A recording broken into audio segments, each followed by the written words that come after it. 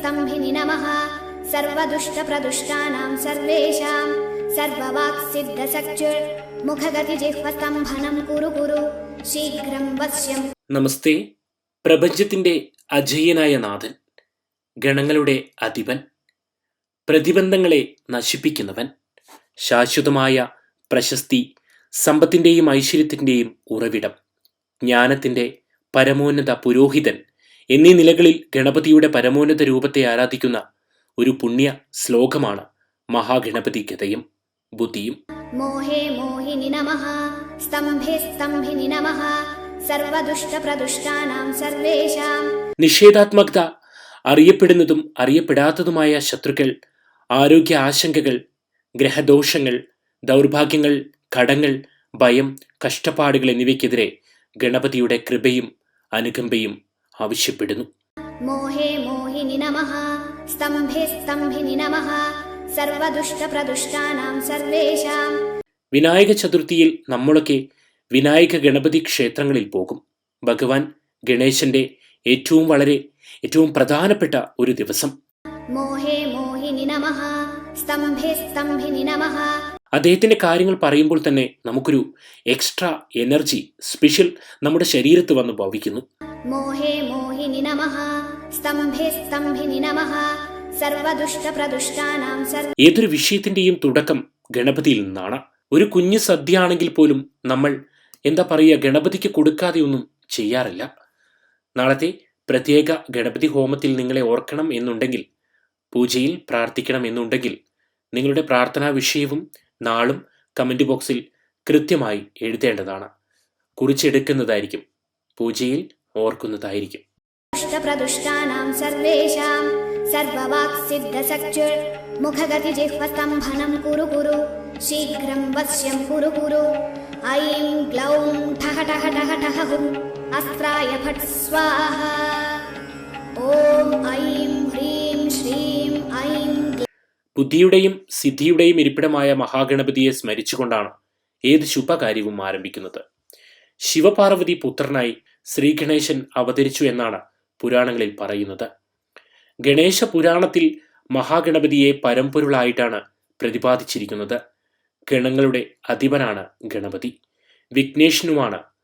മഹാലക്ഷ്മി പ്രീതി പോലെ ഗണേശ പ്രീതി ഉണ്ടായാൽ അവർക്ക് ഐശ്വര്യവും സമ്പൽ സമൃദ്ധിയും ജ്ഞാനവും പ്രധാനവും എന്നാണ് വിശ്വാസം. മൂഷിക വാഹനനും മനുഷ്യ ശരീരവും ആനയുടെ ശിരസും ചതുർഭുജങ്ങളും തുമ്പിക്കൈ ഒരു കുമ്പിടഞ്ഞ ഏകദന്തനുമായിട്ടാണ് പുരാണങ്ങൾ മഹാഗണപതിയെ വർണ്ണിച്ചിരിക്കുന്നത്. പ്രധാനമായും 32 ഭാവങ്ങളിലാണ് ഗണേശനെ ആരാധിക്കുന്നത്. ഇത് മഹാഗണപതിയുടെ 32 അവതാരങ്ങളായി. മോഹേ മോഹിനി നമഃ സ്തംഭേ സ്തംഭിനി നമഃ സർവദുഷ്ടപ്രദുഷ്ടാനാം സർവേഷാം സർവവാക്സിദ്ധസക്ചുർ മുഖഗതിജിഹ്വസ്തംഭനം കുരു കുരു ശീഘ്രം വശ്യം കുരു കുരു. ഐം ഗ്ലൗം ഠഹ ഠഹ ഠഹ ഠഹ ഹും അസ്ത്രായ ഫട് സ്വാഹ. ഓം ഐം ഹ്രീം ശ്രീം ഐം ഗ്ലൗം ഐം. നമോ ഭഗവതി വാർത്താളി വാർത്താളി വാരാഹി വാരാഹി വരാഹമുഖി വരാഹമുഖി. അന്തേ അന്തിനി നമഃ രുന്ദേ രുന്ദിനി നമഃ. ജ്യോതിഷ ശാസ്ത്രപ്രകാരം 12 രാശികളിൽ 4 രാശികൾ മഹാഗണപതിയുടെ അനുഗ്രഹം ഉണ്ടെന്നാണ് പറയുന്നത്. അതിനാൽ ഇവർക്ക് സമ്പത്തും ഐശ്വര്യവും ബുദ്ധിയും പ്രധാനമാകുന്നു. ഇതിൽ ആദ്യത്തേതാണ് കന്നിരാശി. രുന്ദേ രുന്ദിനി നമഃ ജംബേ ജംബിനി നമഃ മോഹേ മോഹിനി നമഃ സ്തംഭേ സ്തംഭിനി നമഃ സർവദുഷ്ടപ്രദുഷ്ടാനാം സർവേഷാം സർവവാക്സിദ്ധസക്ചുർ മുഖഗതിജിഹ്വസ്തംഭനം കുരു കുരു ശീഘ്രം വശ്യം കുരു കുരു. കന്നിരാശിയിലെ നക്ഷത്രങ്ങളാണ് ഉത്രം മുക്കാൽ, അത്തം, ചിത്തിര പകുതി. കന്നിക്കുറിൽ ജനിച്ചവർക്ക് എപ്പോഴും മഹാഗണപതിയുടെ അനുഗ്രഹമുണ്ടാകും. കൂടാതെ കന്നിരാശിയുടെ അധിപൻ ബുധനാണ്. ബുദ്ധിയുടെയും വിദ്യയുടെയും ഭാഗ്യത്തിന്റെയും കാരകൻ കൂടിയാണ് ഭൂതഗ്രഹം. അതിനാൽ ബുധന്റെ സ്വാധീനവും മഹാഗണപതിയുടെ അനുഗ്രഹത്താലും ഈ രാശിക്കാർക്ക് സൗഭാഗ്യങ്ങൾ ഉണ്ടാകും. എപ്പോഴും തെളിഞ്ഞ ബുദ്ധിയോടെ കാര്യങ്ങൾ ചെയ്യാനാകും. അതുകൊണ്ട് തന്നെ വിജയം നേടാനും സാധിക്കും. എല്ലാ വിഘ്നങ്ങളും അകന്നു നിൽക്കും എന്നതിനാൽ ഇവർക്ക് എപ്പോഴും ആനന്ദകരമായൊരു ജീവിതമായിരിക്കും ലഭിക്കുക. ഐം ഗ്ലൗം ഠഹ ഠഹ ഠഹ ഠഹ ഹും അസ്ത്രായ ഫട് സ്വാഹ. ഓം ഐം ഹ്രീം ശ്രീം ഐം ഗ്ലൗം ഐം. നമോ ഭഗവതി വാർത്താളി വാർത്താളി വാരാഹി വാരാഹി വരാഹമുഖി വരാഹമുഖി. അന്തേ അന്തിനി നമഃ രുന്ദേ രുന്ദിനി നമഃ. അടുത്തതാണ് മകരം രാശി. മകരം രാശിയിലെ നക്ഷത്രങ്ങൾ ഉത്രം മുക്കാൽ, തിരുവോണം, അവിട്ടം പകുതി. മകരക്കൂറിൽ ജനിച്ചവർക്ക് മഹാഗണപതിയുടെ അനുഗ്രഹത്തിന്റെ സ്വാധീനത്താൽ ഗുണാത്മകമായ ഒരു ജീവിതം പ്രധാനമാകും. നല്ല പരിശ്രമശാലികളും തുറന്ന ചിന്താഗതിയുള്ളവരുമായ ഇവരെ വിശ്വസിക്കുന്നവർക്ക് ഒരിക്കലും നിരാശയുണ്ടാകാറില്ല. മനോബലവും ഇച്ഛാശക്തിയും പ്രകടമാക്കുന്ന ഇവർ ഒരു കാര്യത്തിലും തളർന്നു പോകില്ല. ഇവർ നേടിയെടുത്ത ജ്ഞാനവും സ്വാഭാവികമായ ഉയർന്ന ബുദ്ധിയും ഇവരെ ഏതു പ്രതിസന്ധിയിൽ നിന്നും കരകയറ്റും. ശനീശ്വരന്റെ പ്രീതിയും അനുഭവിക്കാൻ യോഗമുള്ളവരാണ് ഈ രാശിക്കാർ. അതിനാൽ ഇവർക്ക് ഏത് ജോലിയും സുഖകരമാകുന്നു. വിഘ്നേശ്വരന്റെ അനുഗ്രഹമുള്ളതിനാൽ ഇവർക്ക് തൊഴിലിലോ ജീവിതത്തിലോ നേരിടേണ്ടി വരുന്ന വിഘ്നങ്ങൾ എല്ലാം വളരെ പെട്ടെന്ന് തരണം ചെയ്യാൻ സാധിക്കും. നമോ ഭഗവതി വാർത്താളി വാർത്താളി വാരാഹി വാരാഹി വരാഹമുഖി വരാഹമുഖി. അന്തേ അന്തിനി നമഃ രുന്ദേ രുന്ദിനി നമഃ. ജംബേ ജംബിനി നമഃ മോഹേ മോഹിനി നമഃ. സ്തംഭേ സ്തംഭിനി നമഃ. സർവദുഷ്ടപ്രദുഷ്ടാനാം സർവേഷാം സർവവാക്സിദ്ധസക്ചുർ. മുഖഗതി ജിഹ്വസ്തംഭനം കുരു കുരു ശീഘ്രം വശ്യം കുരു കുരു. ഐം ഗ്ലൗം ഠഹ ഠഹ ഠഹ ഠഹ ഹും. അടുത്തത് മേടം രാശി. മേടം രാശികളാണ് അശ്വതി, ഭരണി, കാർത്തിക കാൽഭാഗം. മേടക്കൂറിൽ ജനിച്ചവർക്ക് വിഘ്നേശ്വരൻ ശിപ്രസാദിയായി നിൽക്കുന്നു. ധൈര്യത്തിന്റെയും ആത്മവിശ്വാസത്തിന്റെയും താരകനായ ചൊവ്വയാണ് മേടം രാശിയുടെ അധിപതി. അതിനാൽ തന്നെ ഈ സ്വഭാവ സവിശേഷതകൾ ഇവരിൽ കാണാൻ സാധിക്കും. ഏത് രീതിയിലുള്ള സാഹസികതകൾ ഏറ്റെടുക്കാനും അത് വിജയകരമായി പൂർത്തിയാക്കാനും ഇവർക്ക് സാധിക്കും. അതിനാൽ തന്നെ ഇവരെ തേടി വലിയ ഉത്തരവാദിത്തങ്ങളും സ്ഥാനമാനങ്ങളും എത്തും. ബുദ്ധിപൂർവം കാര്യങ്ങളെ നോക്കിക്കാണാനുള്ള കഴിവ് ഇവരെ വിജയത്തിലേക്ക് നയിക്കും. നമോ ഭഗവതി വാർത്താളി വാർത്താളി വാരാഹി വാരാഹി വരാഹമുഖി വരാഹമുഖി. അന്തേ അന്തിനി നമഃ രുന്ദേ രുന്ദിനി നമഃ. ജംബേ ജംബിനി നമഃ മോഹേ മോഹിനി നമഃ. സ്തംഭേ സ്തംഭിനി നമഃ. സർവദുഷ്ടപ്രദുഷ്ടാനാം സർവേഷാം സർവവാക്സിദ്ധസക്ചുർ. മുഖഗതി ജിഹ്വസ്തംഭനം കുരു കുരു ശീഘ്രം വശ്യം കുരു കുരു. ഐം ഗ്ലൗം ഠഹ ഠഹ ഠഹ ഠഹ ഹും അസ്ത്രായ ഫട് സ്വാഹ. ഓം ഐം ഹ്രീം ശ്രീം ഐം ഗ്ലൗം ഐം. നമോ ഭഗവതി വാർത്താളി വാർത്താളി വാരാഹി വാരാഹി വരാഹമുഖി വരാഹമുഖി. അന്തേ അന്തിനി നമഃ രുന്ദേ രുന്ദിനി നമഃ. ജംബേ ജംബിനി നമഃ മോഹേ മോഹിനി നമഃ. സ്തംഭേ സ്തംഭിനി നമഃ. സർവദുഷ്ടപ്രദുഷ്ടാനാം സർവേഷാം സർവവാക്സിദ്ധസക്ചുർ. മുഖഗതി ജിഹ്വസ്തംഭനം കുരു കുരു. അടുത്തത് മിഥുനം രാശിയും നക്ഷത്രങ്ങളാണ്. മകീരം പകുതി, തിരുവാതിരം പുണർദം മുക്കാൽ ഭാഗം. മിഥുനം കൂറിൽ ജനിച്ചവർക്ക് മഹാഗണപതിയുടെ കൃപാകടാക്ഷമുണ്ടായിരിക്കും. ബുദ്ധിയും ജ്ഞാനവും വിവേകവുമുള്ള ഇവർ പൊതുവെ അക്കാദമിക് തലങ്ങളിലൂടെ വിജയം നേടുന്നവരായിരിക്കും. സംരംഭം, ആശയവിനിമയം, ഗവേഷണം എന്നിവയെല്ലാം മികച്ച വിജയം സ്വന്തമാക്കാൻ സാധിക്കുന്നവരാണ് ഇവർ. സമൂഹത്തിൽ ബഹുമാനവും അംഗീകാരവും കീർത്തിയും ഇവർക്കും ഉണ്ടാകും. ഗണപതി ഭഗവാൻ തുണയ്ക്കുന്നതിനാൽ എല്ലാ തടസ്സങ്ങളും ആലസ്യങ്ങളും ഇവരെ വിട്ടുനിൽക്കും. ഗണപതി നമ്മുടെ യൂറോപ്യൻ കൺട്രീസിലൊക്കെ ഏത്തം ശാസ്ത്രീയമായി ഗവേഷണം ചെയ്തു കഴിഞ്ഞപ്പോൾ നമ്മൾ പിടിക്കുന്ന നമ്മുടെ കൈകൾ കൂട്ടിപ്പിടിച്ച് നമ്മൾ ചെയ്യുന്ന ഏത്തം ഒരു പ്രവൃത്തിയെ ബുദ്ധി വർദ്ധിപ്പിക്കാൻ ഏറ്റവും നല്ലൊരു മാർഗമാണ് ശാസ്ത്രീയ വശത്തെ കണ്ടെത്തി. മോഹേ മോഹിനി നമഃ. സ്തംഭേ സ്തംഭിനി നമഃ. സർവദുഷ്ടപ്രദുഷ്ടാനാം സർവേഷാം സർവവാക്സിദ്ധസക്ചുർ. മുഖഗതി ജിഹ്വസ്തംഭനം കുരു കുരു ശീഘ്രം വശ്യം കുരു കുരു. ഐം ഗ്ലൗം ഠഹ ഠഹ ഠഹ ഠഹ ഹും അസ്ത്രായ ഫട് സ്വാഹ. ഓം ഐം ഹ്രീം ശ്രീം ഐം ഗ്ലൗം ഐം. നമോ भगवति वार्ताळि वार्ताळि वाराहि वाराहि वराहमुखि वराहमुखि अन्धे अन्धिनि नमः रुन्दे रुन्दिनि नमः जम्बे जम्बिनि नमः मोहे मोहिनि नमः स्तम्भे स्तम्भिनि नमः सर्वदुष्टप्रदुष्टानां सर्वेषां सर्ववाक्सिद्धसक्चुर्मुखगतिजिह्वस्तम्भनं कुरु कुरु शीघ्रं वश्यं कुरु कुरु ऐं ग्लौं ठः ठः ठः ठः हुम् अस्त्राय फट् स्वाहा ॐ ऐं ह्रीं श्रीं ऐं ग्लौं ऐं नमो भगवति वार्ताळि वार्ताळि वाराहि वाराहि वराहमुखि वराहमुखि अन्धे अन्धिनि नमः रुन्दे रुन्दिनि नमः जम्बे जम्बिनि नमः मोहे मोहिनि नमः स्तम्भे स्तम्भिनि नमः सर्वदुष्टप्रदुष्टानां सर्वेषां सर्ववाक्सिद्धसक्चुर्मुखगतिजिह्वस्तम्भनं कुरु कुरु शीघ्रं वश्यं कुरु कुरु ऐं ग्लौं ठः ठः ठः ठः हुम् अस्त्राय फट् स्वाहा ॐ ऐं ह्रीं श्रीं ऐं ग्लौं ऐं नमो भगवति वार्ताळि वार्ताळि वाराहि वाराहि वराहमुखि वराहमुखि अन्धे अन्धिनि नमः रुन्दे रुन्दिनि नमः जम्बे जम्बिनि नमः मोहे मोहिनि नमः स्तम्भे स्तम्भिनि नमः सर्वदुष्टप्रदुष्टानां सर्वेषां सर्ववाक्सिद्धसक्चुर्मुखगतिजिह्वस्तम्भनं कुरु कुरु शीघ्रं वश्यं कुरु कुरु ऐं ग्लौं ठः ठः ठः ठः हुम् अस्त्राय फट् स्वाहा ॐ ऐं ह्रीं श्रीं ऐं ग्लौं ऐं नमो भगवति वार्ताळि वार्ताळि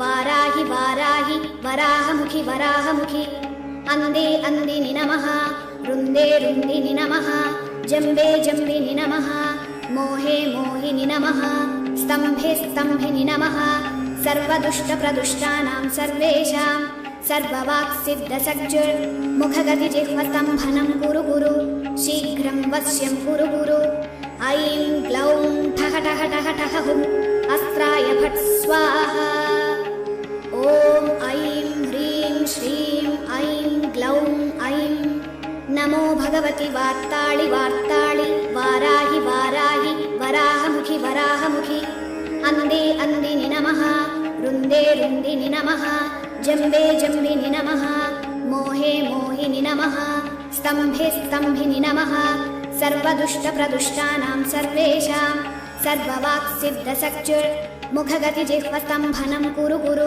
शीघ्रं वश्यं कुरु कुरु ऐं ग्लौं ठः ठः ठः ठः हुम् अस्त्राय फट् स्वाहा ॐ ऐं ह्रीं श्रीं ऐं ग्लौं ऐं नमो भगवति वार्ताळि वार्ताळि वाराहि वाराहि वराहमुखि वराहमुखि अन्धे अन्धिनि नमः रुन्दे रुन्दिनि नमः जम्बे जम्बिनि नमः मोहे मोहिनि नमः स्तम्भे स्तम्भिनि नमः सर्वदुष्टप्रदुष्टानां सर्वेषां सर्ववाक्सिद्धसक्चुर्मुखगतिजिह्वस्तम्भनं कुरु कुरु शीघ्रं वश्यं कुरु कुरु ऐं ग्लौं ठः ठः ठः ठः हुम् अस्त्राय फट् स्वाहा ॐ ऐं ह्रीं श्रीं ऐं ग्लौं ऐं नमो भगवति वार्ताळि वार्ताळि वाराहि वाराहि वराहमुखि वराहमुखि अन्धे अन्धिनि नमः रुन्दे रुन्दिनि नमः जम्बे जम्बिनि नमः मोहे मोहिनि नमः स्तम्भे स्तम्भिनि नमः सर्वदुष्टप्रदुष्टानां सर्वेषां सर्ववाक्सिद्धसक्चुर्मुखगतिजिह्वस्तम्भनं कुरु कुरु शीघ्रं वश्यं कुरु कुरु ऐं ग्लौं ठः ठः ठः ठः हुम् अस्त्राय फट् स्वाहा ॐ ऐं ह्रीं श्रीं ऐं ग्लौं ऐं नमो भगवति वार्ताळि वार्ताळि वाराहि वाराहि वराहमुखि वराहमुखि अन्धे अन्धिनि नमः रुन्दे रुन्दिनि नमः जम्बे जम्बिनि नमः मोहे मोहिनि नमः स्तम्भे स्तम्भिनि नमः सर्वदुष्टप्रदुष्टानां सर्वेषां सर्ववाक्सिद्धसक्चुर्मुखगतिजिह्वस्तम्भनं कुरु कुरु शीघ्रं वश्यं कुरु कुरु ऐं ग्लौं ठः ठः ठः ठः हुं अस्त्राय फट् स्वाहा. ഗണേശന്റെ അനുഗ്രഹം കൊണ്ട് മതിയാവാത്ത ധനത്തിന് നമ്മൾ പ്രാർത്ഥിക്കുന്നവർ ഈ ഭൂമിയുടെ അധിപനാണ് ഗണപതി. ഒരു മൂലധാര ശക്തിയായിട്ടാണ് ഗണപതിയെ കണക്കുകൂട്ടുന്നത്. ഭൂമിയിൽ വസിക്കുന്ന നമ്മൾക്ക് ഗണപതി പൂജയിലൂടെ ഒരുപാട് നന്മകൾ നേടിയെടുക്കാൻ കഴിയും. വിവാഹ തടസ്സമുണ്ടായി, വിദ്യാഭ്യാസ തടസ്സമുണ്ടായി, വാഹനം വാങ്ങുന്നതിന് തടസ്സമുണ്ടായി, വീട് വെക്കുന്നതിന് തടസ്സമുണ്ടായി, ഇതിനൊക്കെ ഒറ്റ പരിഹാരമേ ഉള്ളൂ. ഭഗവാൻ ഗണപതിയുടെ കാൽച്ചരങ്ങളിൽ അഭയം പ്രാപിക്കുക. രുന്ദേ രുന്ദിനി നമഃ, ജംബേ ജംബിനി നമഃ, മോഹേ മോഹിനി നമഃ, സ്തംഭേ സ്തംഭിനി നമഃ, സർവദുഷ്ടപ്രദുഷ്ടാനാം സർവേഷാം സർവവാക്സിദ്ധസക്ചുർ മുഖഗതിജിഹ്വസ്തംഭനം കുരു കുരു ശീഘ്രം വശ്യം കുരു കുരു ഐം ഗ്ലൗം ഠഃ ഠഃ ഠഃ ഠഃ ഹും അസ്ത്രായ ഫട് സ്വാഹ. ഓം ഐം ഹ്രീം ശ്രീം ഐം ഗ്ലൗം ഐം നമോ ഭഗവതി വാർത്താളി വാർത്താളി വാരാഹി വാരാഹി വരാഹമുഖി വരാഹമുഖി അന്ദേ അന്ദിനി നമഃ, രുന്ദേ രുന്ദിനി നമഃ, ജംബേ ജംബിനി നമഃ, മോഹേ മോഹിനി നമഃ, സ്തംഭേ സ്തംഭിനി നമഃ, സർവദുഷ്ടപ്രദുഷ്ടാനാം സർവേഷാം സർവവാക്സിദ്ധസക്ചുർ മുഖഗതിജിഹ്വസ്തംഭനം കുരു കുരു ശീഘ്രം വശ്യം കുരു കുരു ഐം ഗ്ലൗം ഠഃ ഠഃ ഠഃ ഠഃ ഹും അസ്ത്രായ ഫട് സ്വാഹ. ഓം ഐം ഹ്രീം ശ്രീം ഐം ഗ്ലൗം ഐം നമോ ഭഗവതി വാർത്താളി വാർത്താളി വാരാഹി വാരാഹി വരാഹമുഖി വരാഹമുഖി അന്ദേ അന്ദിനി നമഃ, രുന്ദേ രുന്ദിനി നമഃ, ജംബേ ജംബിനി നമഃ, മോഹേ മോഹിനി നമഃ, സ്തംഭേ സ്തംഭിനി നമഃ, സർവദുഷ്ടപ്രദുഷ്ടാനാം സർവേഷാം സർവവാക്സിദ്ധസക്ചുർ മുഖഗതിജിഹ്വസ്തംഭനം കുരു കുരു ശീഘ്രം വശ്യം കുരു കുരു ഐം ഗ്ലൗം ഠഃ ഠഃ ഠഃ ഠഃ ഹും അസ്ത്രായ ഫട് സ്വാഹ. ഭഗവാൻ ഗണപതിയെ നമ്മളൊന്ന് കണ്ടാൽ മതി, നമ്മളൊന്ന് ശ്രവിച്ചാൽ മതി. ഗണപതി ഭഗവാനോട് പ്രാർത്ഥിച്ചാലും പ്രത്യക്ഷത്തിലാണ് ഭഗവാൻ ഗണപതിയുടെ ഫലം. ഐം ശ്രീം ഐം ഗ്ലൗം ഐം നമോ ഭഗവതി വാർത്താളി വാർത്താളി വാരാഹി വാരാഹി വരാഹമുഖി വരാഹമുഖി അന്ദേ അന്ദിനി നമഃ, രുന്ദേ രുന്ദിനി നമഃ, ജംബേ ജംബിനി നമഃ, മോഹേ മോഹിനി നമഃ, സ്തംഭേ സ്തംഭിനി നമഃ, സർവദുഷ്ടപ്രദുഷ്ടാനാം സർവേഷാം സർവവാക്സിദ്ധസക്ചുർ മുഖഗതിജിഹ്വസ്തംഭനം കുരു കുരു ശീഘ്രം വശ്യം കുരു കുരു ഐം ഗ്ലൗം ഠഃ ഠഃ ഠഃ ഠഃ ഹും അസ്ത്രായ ഫട് സ്വാഹ.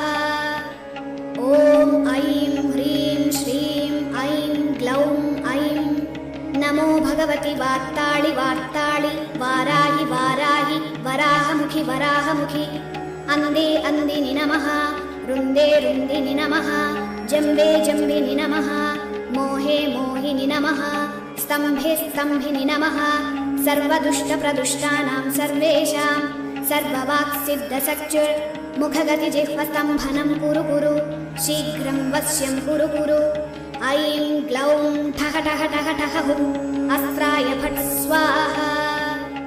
ഓം ഐം ഹ്രീം ശ്രീം ഐം ഗ്ലൗം ഐം നമോ ഭഗവതി വാർത്താളി വാർത്താളി വാരാഹി വാരാഹി വരാഹമുഖി വരാഹമുഖി അന്ദേ അന്ദിനി നമഃ, രുന്ദേ രുന്ദിനി നമഃ, ജംബേ ജംബിനി നമഃ, മോഹേ മോഹിനി നമഃ, സ്തംഭേ സ്തംഭിനി നമഃ, സർവദുഷ്ടപ്രദുഷ്ടാനാം സർവേഷാം സർവവാക്സിദ്ധസക്ചുർ മുഖഗതിജിഹ്വസ്തംഭനം കുരു കുരു ശീഘ്രം വശ്യം കുരു കുരു ഐം ഗ്ലൗം ഠഃ ഠഃ ഠഃ ഠഃ ഹും അസ്ത്രായ ഫട് സ്വാഹ. ഓം ഐം ഹ്രീം ശ്രീം ഐം ഗ്ലൗം ഐം നമോ ഭഗവതി വാർത്താളി വാർത്താളി വാരാഹി വാരാഹി വരാഹമുഖി വരാഹമുഖി അന്ദേ അന്ദിനി നമഃ, രുന്ദേ രുന്ദിനി നമഃ, ജംബേ ജംബിനി നമഃ, മോഹേ മോഹിനി നമഃ, സ്തംഭേ സ്തംഭിനി നമഃ, സർവദുഷ്ടപ്രദുഷ്ടാനാം സർവേഷാം സർവവാക്സിദ്ധസക്ചുർ മുഖഗതിജിഹ്വസ്തംഭനം കുരു കുരു ശീഘ്രം വശ്യം കുരു കുരു ഐം ഗ്ലൗം ഠഃ ഠഃ ഠഃ ഠഃ ഹും अस्त्राय फट् स्वाहा।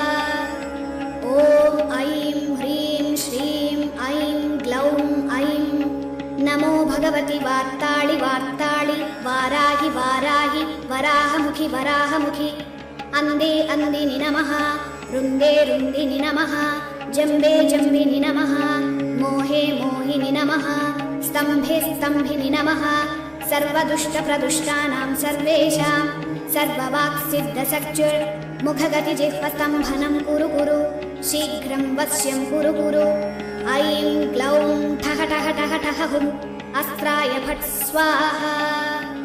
ॐ ऐं ह्रीं श्रीं ऐं ग्लौं ऐं नमो भगवति वार्ताळि वार्ताळि वाराहि वाराहि वराहमुखि वराहमुखि। अन्धे अन्धिनि नमः। रुन्दे रुन्दिनि नमः। जम्बे जम्बिनि नमः। मोहे मोहिनि नमः। स्तम्भे स्तम्भिनि नमः।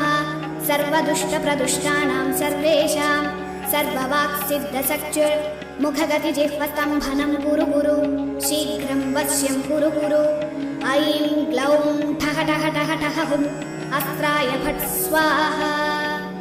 ॐ ऐं ह्रीं श्रीं ऐं ग्लौं ऐं नमो भगवति वार्ताळि वार्ताळि वाराहि वाराहि वराहमुखि वराहमुखि।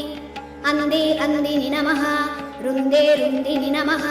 जम्बे जम्बिनि नमः। मोहे मोहिनि नमः। स्तम्भे स्तम्भिनि नमः। सर्वदुष्टप्रदुष्टानां सर्वेषां सर्ववाक्सिद्धसक्चुर्मुखगतिजिह्वस्तम्भनं कुरु कुरु शीघ्रं वश्यं कुरु कुरु। ऐं ग्लौं ठः ठः ठः ठः हुम् अस्त्राय फट् स्वाहा। ॐ ऐं ह्रीं श्रीं ऐं ग्लौं ऐं नमो भगवति वार्ताळि वार्ताळि वाराहि वाराहि वराहमुखि वराहमुखि। अन्धे अन्धिनि नमः। रुन्दे रुन्दिनि नमः। जम्बे जम्बिनि नमः। मोहे मोहिनि नमः। പല കച്ചവട സ്ഥാപനങ്ങളിലും ഡിസ്റ്റൻസ് സ്ഥാപനങ്ങളിലും ഗണപതിയുടെ വിഗ്രഹം കച്ചവടം വർദ്ധിപ്പിക്കാനായിട്ട് പടിഞ്ഞാറ് തെക്കും മൂലഭാഗത്ത് കന്നിരാശി ഫലത്തിൽ കിഴക്കോട്ട് തിരിച്ച് ഗണപതിയുടെ വിഗ്രഹം വെച്ച് വിളക്ക് കത്തിക്കാറുണ്ട്. ആ കടയിൽ തടസ്സങ്ങളൊന്നും ഉണ്ടാകാതിരിക്കാൻ ഈ പടിഞ്ഞാറ് തെക്ക് ഭാഗത്ത് ധാരാളം കറുക നട്ടുപിടിപ്പിക്കും. ഈ കറുക നട്ടുപിടിപ്പിച്ചത് ഗണപതിക്ക് മാലയായി കൊണ്ടുകൊടുക്കുവാൻ, ഗണപതിക്ക് തന്നെ അഷ്ടകങ്ങൾ, നാമങ്ങൾ, സ്തോത്രങ്ങൾ, ജപങ്ങൾ പ്രാർത്ഥിക്കുന്നത്, ഏത്തമിടുന്നത് എന്ന് വേണ്ട, എങ്ങനെ ചെയ്താലും വെറുതെ ഒരു ശകലം അവിലും മലരും ഗണപതിയുടെ മുമ്പിൽ വെച്ചിട്ട് ഭഗവാനെ സ്വീകരിക്കണമെന്ന് നമ്മൾ വീട്ടിൽ വെച്ച് ചെയ്താൽ പോലും ഒരു മഹത്തായ പൂജയുടെ ഫലമാണ്. സ്തംഭേ സ്തംഭിനി നമഃ. സർവദുഷ്ടപ്രദുഷ്ടാനാം സർവേഷാം സർവവാക്സിദ്ധസക്ചുർ മുഖഗതിജിഹ്വസ്തംഭനം കുരു കുരു ശീഘ്രം വശ്യം കുരു കുരു. ഐം ഗ്ലൗം ഠഹ ഠഹ ഠഹ ഠഹ ഹും അസ്ത്രായ ഫട് സ്വാഹ. ഓം ഐം ഹ്രീം ശ്രീം ഐം ഗ്ലൗം ഐം നമോ ഭഗവതി വാർത്താളി വാർത്താളി വാരാഹി വാരാഹി വരാഹമുഖി വരാഹമുഖി. അന്ദേ അന്ദിനി നമഃ. രുന്ദേ രുന്ദിനി നമഃ. ജംബേ ജംബിനി നമഃ. മോഹേ മോഹിനി നമഃ. സ്തംഭേ സ്തംഭിനി നമഃ. സർവദുഷ്ടപ്രദുഷ്ടാനാം സർവേഷാം സർവവാക്സിദ്ധസക്ചുർ മുഖഗതിജിഹ്വസ്തംഭനം കുരു കുരു ശീഘ്രം വശ്യം കുരു കുരു. ഐം ഗ്ലൗം ഠഹ ഠഹ ഠഹ ഠഹ ഹും അസ്ത്രായ ഫട് സ്വാഹ. ഓം ഐം ഹ്രീം ശ്രീം ഐം ഗ്ലൗം ഐം നമോ ഭഗവതി വാർത്താളി വാർത്താളി വാരാഹി വാരാഹി വരാഹമുഖി വരാഹമുഖി. അന്ദേ അന്ദിനി നമഃ. രുന്ദേ രുന്ദിനി നമഃ. ജംബേ ജംബിനി നമഃ. മോഹേ മോഹിനി നമഃ. സ്തംഭേ സ്തംഭിനി നമഃ. സർവദുഷ്ടപ്രദുഷ്ടാനാം സർവേഷാം സർവവാക്സിദ്ധസക്ചുർ മുഖഗതിജിഹ്വസ്തംഭനം കുരു കുരു ശീഘ്രം വശ്യം കുരു കുരു. ഐം ഗ്ലൗം ഠഹ ഠഹ ഠഹ ഠഹ ഹും അസ്ത്രായ ഫട് സ്വാഹ. ഓം ഐം ഹ്രീം ശ്രീം ഐം ഗ്ലൗം ഐം നമോ ഭഗവതി വാർത്താളി വാർത്താളി വാരാഹി വാരാഹി വരാഹമുഖി വരാഹമുഖി. അന്ദേ അന്ദിനി നമഃ. രുന്ദേ രുന്ദിനി നമഃ. ജംബേ ജംബിനി നമഃ. മോഹേ മോഹിനി നമഃ. സ്തംഭേ സ്തംഭിനി നമഃ. सर्वदुष्टप्रदुष्टानां सर्वेषां सर्ववाक्सिद्धसख्युर्मुखगतिजिह्वस्तम्भनं कुरु कुरु शीघ्रं वश्यं कुरु कुरु ऐं ग्लौं ठः ठः ठः ठः हुं अस्त्राय फट् स्वाहा ॐ ऐं ह्रीं श्रीं ऐं ग्लौं ऐं नमो भगवति वार्ताळि वार्ताळि वाराहि वाराहि वराहमुखि वराहमुखि अन्धे अन्धिनि नमः रुन्दे रुन्दिनि नमः जम्बे जम्बिनि नमः मोहे मोहिनि नमः स्तम्भे स्तम्भिनि नमः सर्वदुष्टप्रदुष्टानां सर्वेषां सर्ववाक्सिद्धसख्युर्मुखगतिजिह्वस्तम्भनं कुरु कुरु शीघ्रं वश्यं कुरु कुरु ऐं ग्लौं ठः ठः ठः ठः हुं अस्त्राय फट् स्वाहा ॐ ऐं ह्रीं श्रीं ऐं ग्लौं ऐं नमो भगवति वार्ताळि वार्ताळि वाराहि वाराहि वराहमुखि वराहमुखि अन्धे अन्धिनि नमः रुन्दे रुन्दिनि नमः जम्बे जम्बिनि नमः मोहे मोहिनि नमः स्तम्भे स्तम्भिनि नमः सर्वदुष्टप्रदुष्टानां सर्वेषां सर्ववाक्सिद्धसख्युर्मुखगतिजिह्वस्तम्भनं कुरु कुरु शीघ्रं वश्यं कुरु कुरु ऐं ग्लौं ठः ठः ठः ठः हुं अस्त्राय फट् स्वाहा ॐ ऐं ह्रीं श्रीं ऐं ग्लौं ऐं नमो भगवति वार्ताळि वार्ताळि वाराहि वाराहि वराहमुखि वराहमुखि अन्धे अन्धिनि नमः रुन्दे रुन्दिनि नमः जम्बे जम्बिनि नमः मोहे मोहिनि नमः स्तम्भे स्तम्भिनि नमः सर्वदुष्टप्रदुष्टानां सर्वेषां